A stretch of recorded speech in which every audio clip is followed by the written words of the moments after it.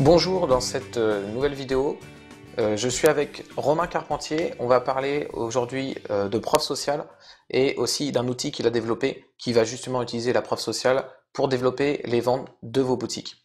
Donc Romain, est-ce que tu peux déjà commencer par te présenter pour dire un petit peu ce que tu fais et aussi comment tu en es arrivé à créer cet outil-là? Bonjour Olivier, merci pour cette interview. Donc en fait moi je m'appelle Romain Carpentier. À partir de 2008-2010, j'ai commencé à me lancer sur Internet parce que j'avais vraiment ce profond désir d'être indépendant et de faire du commerce sur Internet. Et donc j'ai commencé par quelque chose de tout bête en fait. C'est vu que j'ai fait des études et que pendant ces études j'ai galéré en mathématiques. Et que j'ai progressé dans cette matière, j'ai proposé tout simplement des cours de maths en ligne. C'est à partir de 2011 que j'ai commencé à faire une chaîne YouTube. Cette chaîne YouTube a rencontré pas mal de succès puisque on a eu 4 millions de vues sur cette chaîne. Et puis j'ai fait plus de 500, près de 600 vidéos sur cette chaîne. Et donc petit à petit, il y a eu de l'engouement, il y a eu des élèves qui sont venus sur cette chaîne. Et j'ai réussi à développer une activité de soutien scolaire en ligne dans laquelle j'ai vendu en fait des formations, de l'accompagnement, du service en fait pour les jeunes lycéens en maths. Et donc voilà, c'est cette activité qui m'a permis de me lancer sur Internet et de comprendre comment le commerce en ligne fonctionne tout simplement. D'accord, donc c'est amusant parce qu'en fait, tu es parti, déjà, il y a deux choses que je trouve sympa, c'est que tu es parti d'un sujet au départ que tu maîtrisais pas, que tu as travaillé pour finir par le maîtriser et devenir formateur sur le sujet. Donc je trouve ça sympa parce qu'il y a vraiment le côté, je suis passé par là. Et aussi, du coup, là maintenant, donc, comme je disais, on va parler de preuve sociale, c'est quelque chose que tu as utilisé toi dans ton business actuel qui tourne toujours, hein. Tu vends toujours des formations de maths. C'est quelque chose que tu as utilisé et pour justement vendre tes formations. Ouais, exactement. C'est vrai que sur le premier point, l'idée c'était vraiment je pense que ça peut être commun à tout commerçant en ligne, c'est de partager un bout de son histoire ou en tout cas de sa passion.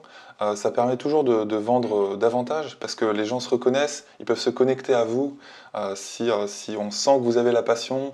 Et donc moi j'avais vraiment cette histoire de l'élève qui a progressé en maths, qui avait galéré en prépa, etc., qui était devenu premier de sa classe. Alors ça fait un peu cliché. Et du coup, euh, et du coup, l'élève peut se connecter en fait à ça. Il peut vraiment se connecter, et il sent que c'est possible aussi pour lui. Donc, euh, dans le e-commerce, ça peut se traduire aussi par la passion d'une thématique, euh, d'un, bref, de ses produits, pour la passion de ses produits. Et ça, quand on arrive à raconter une histoire autour de ça, le visiteur, il se connecte tout de suite et on arrive à retenir les gens de cette manière. Et effectivement, la preuve sociale, c'est quelque chose qui est venu très très vite, euh, que j'ai compris très très vite qu'il fallait l'utiliser sur les sites, tout simplement parce que déjà, les gens aujourd'hui sont sur les réseaux sociaux. Il y a le mot social dedans, hein, sur YouTube, sur Facebook, etc. Et donc, quand on ramène quelqu'un sur son propre site, eh bien, c'est très important de lui faire comprendre qu'il y a aussi des gens sur notre site, que notre site c'est pas désertique, il y a aussi du monde qui achète et qui s'y intéresse. Et donc ça, faut le lui montrer en fait. Donc la preuve sociale, ça commence tout simplement par ça, c'est-à-dire on n'est pas comme dans une ville, on n'est pas une boutique perdue dans un coin de la ville. On est, voilà, il y a des gens qui viennent nous voir tous les jours, on a des clients, c'est une boutique qui tourne, et donc ça c'est très important de le montrer. Et c'est ça la preuve sociale en fait. Oui, donc montrer que notre site est vivant, d'où le nom un peu de ton produit. Je pense que c'est comme ça que que l'idée t'est venue. Ok, alors du coup, est-ce que tu peux nous expliquer, même si tu l'as un peu fait, mais la preuve sociale, qu'est-ce que c'est? Par exemple, j'aurais que tu nous amènes un peu la réponse, mais dans le e-commerce, par exemple, la preuve sociale, on l'utilise déjà. Quel genre d'outil on peut utiliser pour montrer la preuve sociale un petit peu sur un e-commerce? Alors ouais, alors déjà, une définition toute bête de la preuve sociale, c'est notre tendance en tant qu'être humain à regarder, notre tendance naturelle à regarder autour de nous pour prendre une décision quand on hésite en fait. Dans une situation un peu complexe où on hésite, et ça peut être le cas d'une décision d'achat, ou quand on cherche à se faire un avis sur un produit, eh bien c'est une situation qui n'est pas évidente pour un visiteur. Et donc, la preuve sociale, c'est tout simplement, ça consiste à regarder ce que font les autres personnes pour se forger son propre avis. Donc ça, c'est la preuve sociale. Ça peut s'utiliser vraiment dès lors qu'on fait du commerce, que ce soit du commerce hors ligne ou du commerce en ligne. Pour un e-commerçant en particulier, je dirais qu'il y a plusieurs choses qui peuvent venir à l'esprit quand on parle de preuve sociale. La première, c'est tout simplement de montrer des images de personnes, d'autres personnes qui utilisent notre produit, tout simplement. Des images, hein, des choses très très visuelles, très parlantes, des images, des vidéos. Ça, je pense que c'est vraiment la première preuve sociale, si on voulait faire un classement un petit peu des différentes preuves sociales. Après, la deuxième, c'est tout simplement montrer des chiffres, de l'utilisation ou de la vente de nos produits. Est-ce qu'il y a d'autres personnes qui ont acheté ou qui sont satisfaits, etc. Et il faut les montrer, ces chiffres. Ça peut être des pourcentages, ça peut être un nombre de visiteurs qu'on peut afficher sur la boutique. Ça peut être le nombre de commentaires aussi qu'on va avoir, évidemment. Tout à fait, ouais. Tous ces chiffres, en fait, qui montrent qu'il y a du monde et pas seulement nous, en tant que e-commerçants, qui montrons des chiffres. C'est vraiment notre boutique, elle vit, même si nous, en tant que e-commerçants, on n'est pas là. Il y a des gens qui s'inscrivent, il y a des gens qui laissent des commentaires, qui achètent, et ça, il faut les montrer, ces chiffres-là. Ok. Et est-ce que tu peux nous expliquer pourquoi ça marche la preuve sociale? Est-ce que tu as des explications à ce niveau-là? En fait, d'ailleurs, juste à côté de moi, est-ce que je l'ai? Ouais, en fait, il y a un bouquin qui est très connu qui s'appelle Influence et manipulation. Alors, manipulation, ça fait toujours un petit peu peur hein, comme mot. On va retenir surtout le mot influence. Donc, c'est un énorme livre qui catégorise en fait les principaux leviers psychologiques humains. Et notamment dans ces leviers, il y en a 6 ou 7, je ne sais plus, eh bien, il y a la preuve sociale, tout simplement. La preuve sociale, c'est quelque chose qui marche depuis toujours, on le disait un petit peu tout à l'heure, c'est dès qu'on est dans une situation qui n'est pas évidente, où ça demande de la réflexion, eh bien, on peut effectivement réfléchir et on peut aussi regarder ce que font les autres. Donc ça, c'est un petit peu universel, on va dire. Après, un exemple de ça, il y en a plein en fait qu'on peut trouver. Un exemple tout bête, c'est vous vous baladez dans la rue, vous cherchez un restaurant et vous tombez par exemple sur un premier restaurant qui a l'air presque fermé. Le restaurant, on a l'impression qu'il est même pas ouvert et pourtant il est ouvert. Et vous approchez de ce restaurant, ça va pas forcément vous donner envie. C'est vraiment un effort d'aller vers ce restaurant, d'aller se renseigner sur les menus, etc. Ça donne pas envie en fait. Alors que si vous voyez, même si c'est 100 mètres plus loin, un restaurant où il y a du monde, où on entend les gens rire, on voit qu'il y a de la vie, et ben tout naturellement on va être attiré par ce restaurant et on va vouloir probablement au moins aller regarder le menu. Oui, c'est clair. Moi, justement, quand on me demande de parler un peu de la preuve sociale, alors il y a l'exemple du restaurant qui est super parlant. Moi, il y en a un autre que je trouve très sympa aussi parce que l'exemple du restaurant, euh, il va se référer plus à l'acte d'achat. En gros, tu vas décider d'aller payer dans ce restaurant-là parce que il y a du monde. Donc, a priori, s'il y a du monde, c'est qu'il est bien. C'est globalement ce qu'on se dit dans notre tête à ce moment-là. Moi, la preuve sociale, c'est vraiment très puissant parce que à tel point qu'on peut même, on en avait parlé rapidement l'autre fois, c'est qu'on peut même prendre des risques juste par la preuve sociale. Moi, l'exemple que je donne, c'est que on est sur notre téléphone dans la rue, on attend pour traverser la route et on est en train de faire quelque chose sur notre téléphone. Et à ce moment-là, la personne, même les deux personnes à côté de nous commencent à traverser et on va traverser la route sans même regarder que le feu est passé au vert. On a quand même le risque de se prendre un bus qui va arriver, et on traverse quand même sans vérifier, sans regarder autour de nous. Pourquoi? Parce que les gens commencent à avancer. Et donc si les gens commencent à avancer, c'est que eux ont vérifié qu'il n'y avait pas de risque, qu'ils pouvaient y aller, donc j'ai pas besoin de vérifier, je continue à regarder mon téléphone et je traverse la route. Euh, donc clairement, la preuve sociale, ça va même bien plus loin que la preuve, la décision d'achat. On va même prendre des risques juste par rapport à la preuve sociale. Il y a des gens qui vont faire ça, donc on va leur faire confiance. Et en fait, alors, je ne sais plus si c'est dans le livre Influence et manipulation que je l'ai lu, mais en gros, c'est un système qu'on a de toute façon besoin et qu'on peut pas se passer. Même les gens qui disent non, moi ça marche pas sur moi, on peut pas s'en passer parce que c'est un système de raccourci, c'est qu'il faudrait qu'on analyse tout en permanence. On devrait toujours être en train de tout calculer et notre cerveau peut pas tout calculer en permanence, c'est impossible. Par exemple, l'exemple du restaurant, il faudrait qu'on aille voir le menu, qu'on regarde tous les prix, qu'on voit si ça nous plaît, qu'on aille voir des avis quelque part, etc., etc. Et au final, On part, etc. Ouais, c'est ça, hein. on finirait par pas manger dans le restaurant parce il serait minuit et demi et il aurait fermé, quoi.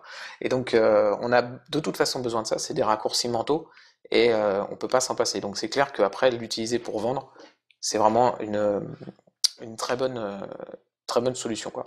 Voilà, et toujours avec éthique évidemment, hein. C'est-à-dire que, comme avec tes exemples, c'est vrai qu'on peut utiliser la preuve sociale à d'autres fins ou à des fins plutôt négatives. Effectivement, c'est un levier très puissant. Dans le commerce, l'idée c'est de l'utiliser d'une manière la plus éthique possible. Donc, ouais, c'est sûr, hein. C'est clair que toujours dans un des livres, je sais plus lequel j'ai lu, ils expliquent que voilà, c'est en gros des armes. On peut les utiliser de façon intelligente ou les utiliser d'une mauvaise façon. Après, malheureusement, voilà, l'éthique, chacun la place où il veut, mais voilà, faut pas c'est pas parce que des gens vont mal l'utiliser qu'il faut s'empêcher de l'utiliser. Au contraire, parce que justement, les gens qui vont mal l'utiliser vont vendre des mauvais produits ou des choses comme ça. Et à côté de ça, nous qui avons des bons produits à vendre, on va avoir du mal à les vendre parce que justement, en face, ils ont des avantages qu'on va pas avoir. Donc c'est dommage de s'en priver. Ça, c'est clair. Tout à fait. Et puis il y a aussi le fait que je pense que les gens en ont besoin, tout simplement. Un visiteur qui arrive sur un site qu'il ne connaît pas forcément, il a besoin tout simplement d'être rassuré, de voir la vie, de voir ces chiffres-là. Parce que s'il ne les voit pas, en tout cas, ça donne moins confiance qu'un site qui, lui, donnerait ces chiffres ou aurait plus de preuves sociales. C'est tout bête, mais c'est vrai que si on n'en a pas, il manque quelque chose en fait. La personne, elle se demande quelle est la réputation de cette marque, de ce site. Est-ce qu'il y a d'autres personnes qui ont acheté, qui sont satisfaites? Même si elle est convaincue par le produit, par votre texte, etc., elle a besoin de savoir. Et généralement, c'est ce qu'on fait un petit peu tous peut-être, c'est d'aller chercher les avis sur Google, etc., éventuellement sur d'autres sites, sur Amazon, etc. Donc on a besoin d'aller chercher ces avis, de voir ce que les autres en pensent, tout simplement. Donc autant que ce soit directement présent sur la boutique, ça simplifie la...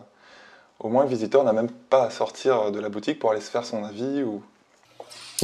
C'est sûr, et au risque justement de découvrir des concurrents et d'aller acheter chez eux, malheureusement. Du coup, donc on a vu l'intérêt d'utiliser la preuve sociale, est-ce qu'il y a des pièges à éviter lorsqu'on l'utilise?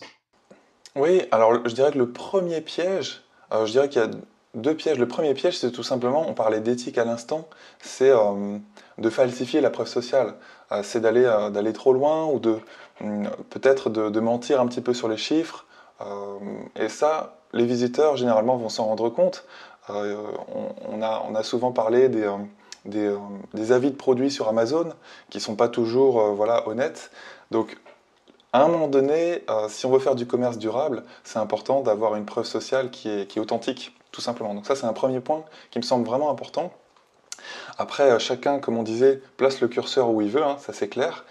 Le deuxième point aussi, c'est un petit peu plus particulier, c'est qu'au niveau de la preuve sociale, il ne faut pas utiliser de la preuve sociale qu'on appelle négative, c'est-à-dire, par exemple, si on veut inciter une personne à voter, par exemple, eh bien, l'idée, c'est de ne pas lui dire, par exemple, aux dernières élections américaines, il y a tant de pourcents des femmes célibataires qui n'ont pas voté, pour en fait lui faire comprendre que c'est pas bien de ne pas voter.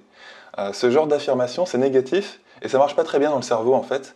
Et un autre exemple de ça, ce serait si on veut montrer à une entreprise que bah voilà, ça serait bien qu'elle produise moins de déchets, etc. Et lui dire, bon, bah, par exemple, cette année, les Américains vont produire plus de déchets qu'ils n'ont jamais produits. C'est vraiment une phrase pour dire à l'entreprise, bon, c'est pas bien, vous voyez, de produire autant de déchets, c'est vraiment pas bien. En fait, ce genre de preuve sociale, ça montre qu'effectivement, beaucoup de gens, beaucoup d'Américains en l'occurrence, produisent plein de déchets, et peut-être de plus en plus, et donc, nous, en tant qu'influenceurs, on a envie de dire bah, c'est pas bien, justement, avec cette phrase, mais justement, il ne faut pas utiliser ce genre d'affirmation. Je sais pas si je me suis fait bien comprendre. En gros, c'est qu'il y a déjà plein de gens qui le font et qu'en gros, si nous, on va faire partie de ceux qui le font pas, on va pas avoir d'impact parce qu'on est tout seul. S'il y a déjà plein de gens qui le font, c'est que c'est peut-être trop compliqué de faire l'inverse en fait. Et en fait, c'est de la preuve sociale inversée, c'est qu'on prouve l'inverse de ce qu'on voudrait amener les gens à faire, en fait. Ok. Du coup, bah écoute, bon, je pense que là, les commerçants ont une bonne idée de ce qu'est un peu la preuve sociale. Alors du coup, est-ce que tu peux nous présenter PageLife qui se repose complètement sur la preuve sociale, justement? Donc PageLife, je le rappelle, c'est l'outil que Romain a développé.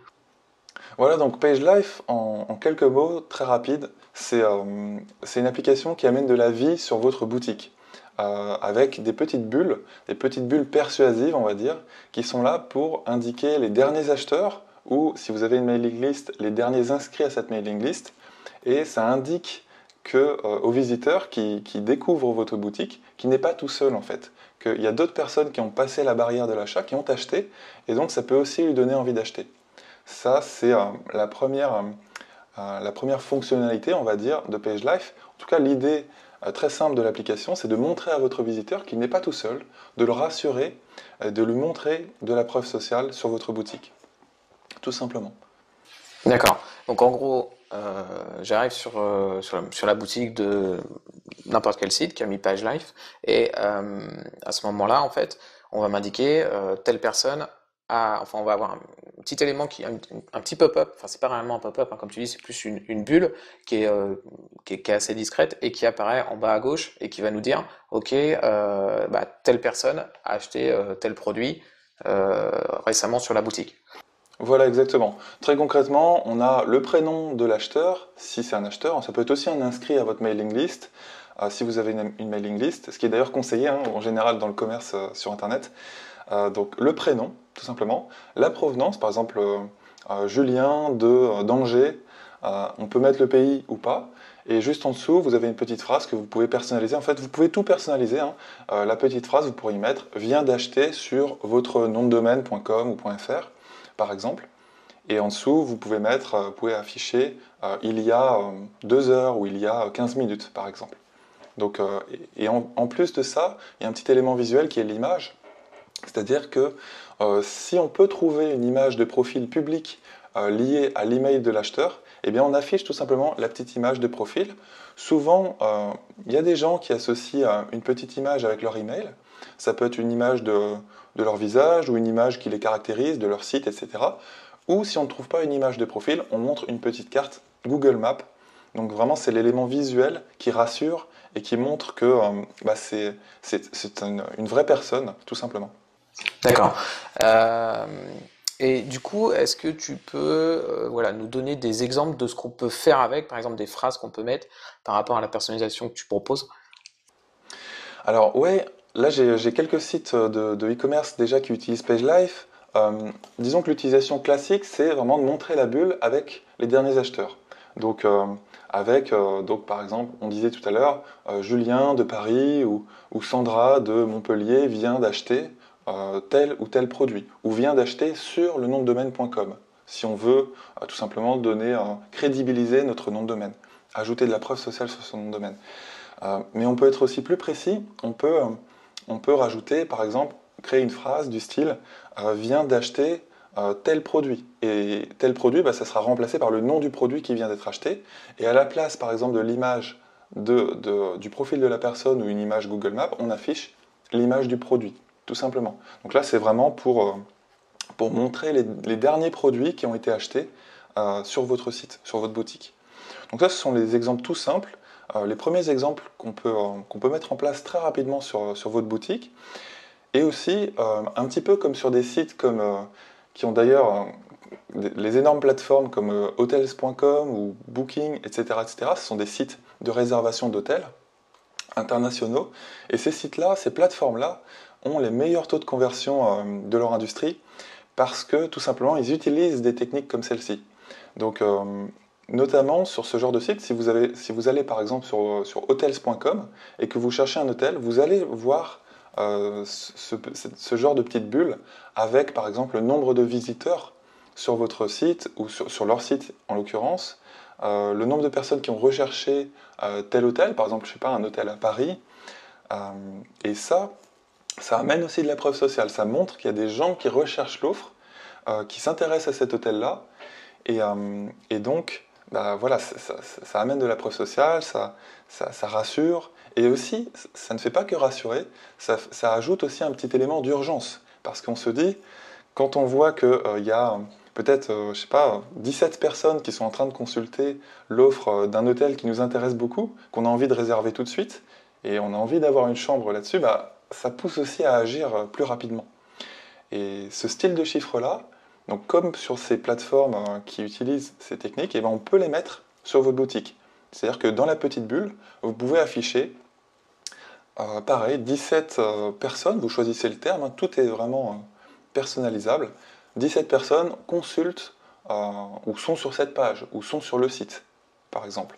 Donc, sur une fiche produit où tu vas avoir par exemple plus que 5 produits en stock, clairement, si tu vois que tu as 17 personnes ou 20 personnes qui sont en train de consulter la page, c'est 20 personnes qui peuvent potentiellement acheter le produit. Donc peut-être que si toi tu le veux, bah, ça va peut-être te décider plus rapidement. En plus, si tu rajoutes bah, telle personne a acheté le produit il y a 10 secondes, bah, tu dis mince, ça en fait encore un de moins, et ainsi de suite. Donc clairement, oui, là, on n'est même plus dans la... Enfin, je sais pas si l'urgence, on peut appeler ça de la preuve sociale, mais en tout cas, on utilise la preuve sociale et l'urgence sur une même page, ce qui peut vraiment inciter la personne à vraiment à passer à l'acte. Ouais, c'est ça, il faut vraiment imaginer une situation réelle, comme sur le marché en fait, hein. Si ici il reste tant de pommes et qu'on a envie d'acheter des pommes et qu'on voit qu'il y a une file d'attente de 3, 4, 5 personnes, on se dit est-ce que je vais en avoir? Et c'est peut-être le meilleur producteur du marché, on a envie d'acheter chez lui. Bon bah voilà, hein, c'est le genre de choses qui jouent. Avec la différence que sur le site internet, tu peux doubler les gens dans la file d'attente pour acheter tout de suite, que dans le, dans le marché, ça va être un peu mal vu si tu doubles. Mais non, mais clairement, oui, clairement. Il faut vraiment imaginer en effet une situation réelle. De toute façon, les techniques de vente, même si le terme est souvent mal pris et pas très joli, les techniques de vente dans la vie réelle, on peut les remployer pour la plupart hein, sur un site internet en fait, et même les améliorer avec justement des outils comme le tien, quoi. Ouais, tout à fait. Bah, c'est vrai que le e-commerce, on parle beaucoup de e-commerce ces temps-ci, ça a le vent en poupe. Et pourtant, finalement, le commerce, on peut faire énormément de parallèles, comme tu viens de le dire, avec ce qu'on voit dans la vie réelle, sur le marché ou dans la rue ou dans les boutiques dans la rue. Et ça, c'est fascinant, je trouve. Donc tu disais, tu affiches le nom, la photo et la région des personnes qui ont déjà acheté. Comment est-ce que tu récupères ces infos-là en fait? Alors, en fait, le prénom, on va le récupérer. Donc, déjà, on n'affiche jamais le nom de la personne, hein, pour des raisons, pour ne pas identifier exactement le visiteur, enfin l'acheteur. Ça, c'est important. Et donc, on va juste chercher le prénom d'après ce que la personne a rentré dans votre formulaire de commande quand elle achète un produit. Ou si elle s'inscrit à une mailing list, bah là, ça dépend après, hein. Si vous demandez le prénom, si vous avez une newsletter ou une mailing list, eh bien, on peut afficher le prénom. Si vous ne le demandez pas, on ne pourra pas deviner le prénom. Ensuite, à partir de l'email, eh bien, on va chercher sur Google en fait, hein, on va interroger Google. Ça peut être Gmail, ça peut être aussi Gravatar, c'est un site qui est associé souvent à WordPress et qui est une plateforme ou un site qui stocke en fait les profils liés aux emails, les profils publics avec souvent la petite image liée à un email. Donc il y a énormément de personnes qui n'ont pas tout simplement d'image associée à leur email. Et c'est pas grave. Dans ce cas-là, on affiche une carte Google Maps. Alors comment on trouve la localisation d'un visiteur ou d'un acheteur? En fait, c'est tout simple, c'est un principe vieux comme Internet, c'est le principe de l'adresse IP. L'adresse IP, donc c'est un petit peu technique, c'est juste une adresse qui est créée à chaque fois que vous vous connectez sur Internet. Et cette adresse permet d'aller récupérer de où vous vous connectez.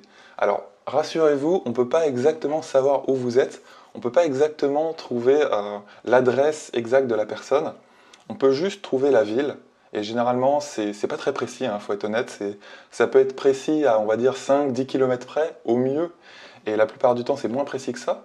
Donc on peut trouver la ville de la personne, et bien sûr le pays. D'accord, mais c'est a priori pas un problème parce que on n'a pas besoin de la localisation exacte dans ton outil. Ce qu'on a besoin, c'est simplement de dire telle personne de telle ville. Voilà, tout simplement. Ok. Et tu disais par exemple, pour le prénom, il faut qu'on ait une liste email, mais si par exemple j'utilise un PrestaShop pour ma boutique en ligne, est-ce que je suis obligé d'avoir une mailing list ou tu récupères le prénom directement par rapport à la commande qui a été passée? Voilà, donc si une personne achète sur votre PrestaShop, généralement vous allez lui demander son prénom et son nom.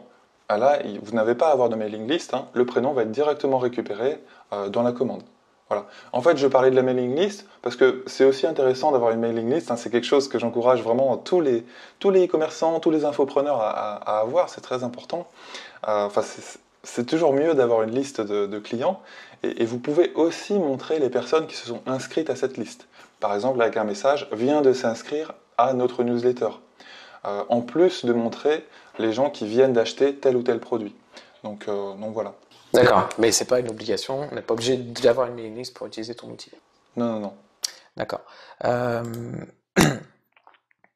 donc alors avec donc je l'ai déjà dit, mais avec PrestaShop on peut utiliser PageLife, mais avec quel autre outil on peut utiliser PageLife? Alors en fait, PageLife, on peut l'utiliser avec plusieurs autres outils. Je continue à rajouter encore des plateformes. Actuellement, on peut l'utiliser avec PrestaShop pour les e-commerçants, hein, avec Shopify et puis plusieurs autres autorépondeurs.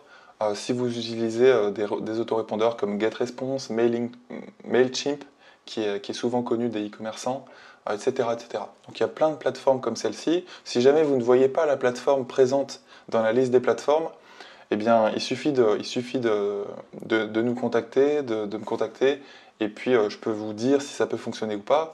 Et puis même si la plateforme n'est pas présente, si par exemple vous utilisez une plateforme qui n'est pas présente dans la liste, eh bien c'est quelque chose que auquel je peux m'atteler, et on peut regarder ça ensemble et faire fonctionner les bulles sur votre site le plus rapidement possible. D'accord. Et d'ailleurs, pour le coup, moi, donc PageLife, tu m'en as parlé et je l'ai installé sur ma boutique en ligne. Et Romain est super à l'écoute et réactif parce que moi, j'ai fait une proposition par mail de quelque chose qu'on aurait pu faire et que j'avais pas trouvé comment faire directement dans l'interface. Et en effet, on pouvait pas faire au départ ce que je voulais faire. Et PageLife, Romain l'a rajouté à PageLife dans la semaine, tout simplement. J'ai plus qu'à le tester. Il m'a envoyé le mail tout à l'heure, donc j'ai pas encore testé. Mais voilà, donc Romain, et voilà, si vous lui faites une proposition qu'il va trouver intéressante et qui va pouvoir servir à plein de gens, clairement, Romain, je sais que tu as à cœur de faire un outil qui est vraiment qu'on peut vraiment adapter à plein de situations et qu'on peut vraiment customiser comme on veut. Donc clairement, si votre suggestion elle est viable et pas simplement pour vous, parce qu'on développe jamais en tant que développeur, on va jamais développer quelque chose pour une personne, sauf si on est dans la prestation de service, mais ce qui n'est pas le cas là. Mais si ça peut se réutiliser par plein d'autres personnes, clairement, je sais que Romain va vous écouter et il réfléchira à ça, il n'y a pas de problème là-dessus, quoi. Oui, tout à fait. C'est vraiment la philosophie que j'ai sur sur le commerce et commerce en ligne en particulier. C'est la philosophie que j'ai sur Star en Maths, hein, c'est le nom de l'entreprise pour les mathématiques, pour les jeunes. C'est vraiment très important pour moi de construire une relation et de voir ça sur la durée. Donc, enfin, comment dire, répondre à vos demandes, répondre à vos problèmes le plus rapidement possible, c'est quelque chose qui me tient particulièrement à cœur, ouais. Ok. Alors j'ai une question parce que euh, clairement, donc moi, tu le sais, la plupart des gens qui me suivent actuellement sont des gens qui sont sur PrestaShop, même s'il y a quand même pas mal d'autres plateformes de personnes qui font du e-commerce qui me suivent aussi, mais la grosse majorité est quand même sur PrestaShop. Et il y a une problématique clairement qui revient très souvent sur PrestaShop, c'est quand on installe un nouveau module, on a toujours peur un peu que ça ralentisse la boutique. Comment tu fais pour que ça ralentisse pas la boutique quand on installe ton outil dessus? Ouais, alors c'est vrai que c'est une bonne question parce que c'est vrai qu'on en parlait juste un petit peu tout à l'heure avec Olivier. C'est clair que la vitesse de chargement de vos pages, c'est un élément très important pour plein de choses, hein, pour le référencement, pour le visiteur, le confort, etc. Donc PageLife, il faut savoir que c'est un plugin ou une application qui est vraiment très très légère. C'est quelque chose qui se charge une fois que votre site est chargé. Donc ça va pas du tout venir interférer avec quoi que ce soit. Ça attend que la page soit chargée et après on va aller chercher les informations liées aux commandes passées, liées aux acheteurs passés pour afficher tout ça dans les bulles. Donc c'est vraiment un plugin très très léger. Il ne faut pas s'inquiéter, ça n'interfère pas du tout avec, ça ralentit pas du tout les choses. Ok. Écoute, moi j'ai à peu près posé toutes les questions que je pense pouvaient intéresser les e-commerçants. Est-ce que tu peux nous dire où il faut aller si on veut tester PageLife comment on s'inscrit, qu'est-ce qu'il faut faire, voilà, tous les détails pour tout ça. Tout simplement, en fait, juste en dessous de la vidéo, j'imagine, ou de cette interview, vous allez trouver un lien sur lequel vous pouvez cliquer. Et ensuite, vous allez tomber sur une offre très spéciale qu'on a faite avec Olivier, qu'on vous propose. Donc, on vous propose 60 jours de test gratuit sur PageLife. Donc, il suffit juste d'aller sur la page, de rentrer vos coordonnées et de commencer à installer PageLife sur votre boutique. Alors, il y a quelque chose sur lequel il faut vous rassurer, c'est vraiment très très rapide à installer, ça s'installe rapidement. Et si vous avez le moindre problème, il suffit de nous contacter. Il y a un chat présent dans l'interface. Donc on est réactif et on répond vraiment à vos demandes. Donc voilà, on vous propose tout simplement 60 jours gratuits sur la page sur le lien de la page qui est juste présent à côté de cette vidéo, en partenariat avec Olivier. Donc d'habitude, les visiteurs qui viennent sur ma page de présentation, je leur propose 14 jours gratuits.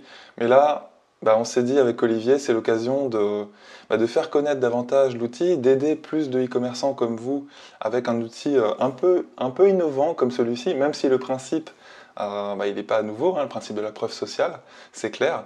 Et puis voilà, l'idée c'était, vu que on s'est rencontrés un peu par hasard avec Olivier, de vous proposer 2 mois comme ça, complets, gratuits, pour que vous puissiez vous forger votre propre avis et peut-être augmenter vos conversions avec l'outil. Ok, écoute, merci Romain, super. Si pour toi, t'as rien de plus à rajouter, je pense qu'on va pouvoir arrêter là et inviter tous les e-commerçants à aller voir ton outil. Ouais, ça marche Olivier. Donc un dernier mot, je dirais que je pense que c'est important pour les e-commerçants et même pour les personnes qui font du commerce en général, de rassurer les gens d'une manière générale sur leur site. Moi je l'ai fait beaucoup sur Staromat. La première preuve sociale que j'ai utilisée, c'est quelque chose qui peut vous parler, qui est tout bête, c'est les témoignages vidéo. J'ai demandé des témoignages vidéo de mes anciens clients pour les mettre sur mon site. Et ça, c'est quelque chose qui a boosté mes ventes du jour au lendemain, et c'est quelque chose que vous pourriez aussi peut-être faire sur votre boutique. Donc clairement, si je vous présente cet outil aujourd'hui, c'est parce que ça a vraiment marché pour moi sur Staromat, et c'est quelque chose qui me tient particulièrement à cœur, de proposer des outils comme ça qui aident les commerçants, à vendre plus, à rassurer leurs visiteurs déjà, puis à construire la relation et finalement à vendre. Donc voilà, dites-vous que quand vous arrachez entre guillemets quelqu'un de Facebook ou de YouTube ou d'un réseau social pour l'amener sur votre site, la personne a besoin, si elle ne connaît pas votre marque déjà, elle a besoin des éléments de preuve sociale. Elle a besoin de savoir ce que les autres en pensent, si d'autres personnes, s'il y a du monde dans votre boutique, voilà, c'est ce qu'on a dit un petit peu. Mais ça me paraît important parce qu'il y a une statistique d'une étude américaine qui dit qu'il y a 7 personnes sur 10, 7 Américains sur 10, et je pense que c'est relativement valable aussi en Europe, qui cherchent des avis avant d'acheter et qui fondent leur décision d'achat avec des avis en fait. Donc 7 personnes sur 10, 70%. Donc c'est quand même beaucoup. Donc ça veut dire qu'on a besoin de l'avis des autres pour prendre une décision d'achat. Donc voilà, je pense que ça vaut le coup d'essayer ce genre d'outil sur votre boutique. Et voilà, tout simplement. Écoute, et en plus, comme là, ils vont avoir 60 jours pour tester, il n'y a aucun risque. Voilà, on teste, on voit ce que ça donne, ça améliore pas les choses, et on arrête. Donc voilà, il y a vraiment... Ce serait dommage de ne pas essayer et de passer à côté de ça en cherchant d'autres solutions qui fonctionnent peut-être pas, alors que la preuve sociale fonctionne, c'est sûr. Voilà, écoute, merci Romain, et je te dis à très bientôt. Merci Olivier, à bientôt. Ciao.